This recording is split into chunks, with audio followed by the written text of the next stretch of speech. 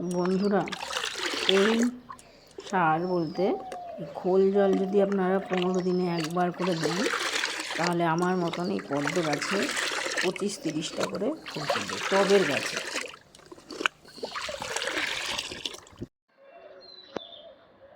সুপ্রভাত বন্ধুরা, আজকে আমার টবের পদ্ম গাছে 25টা পদ্ম ফুটেছে।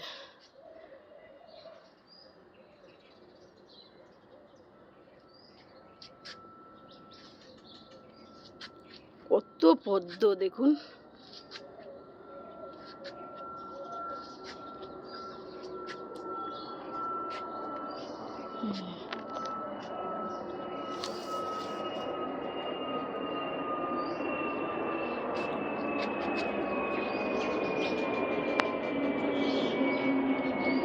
ভালো লাগলে লাইক করবেন, কমেন্ট করবেন, শেয়ার করবেন।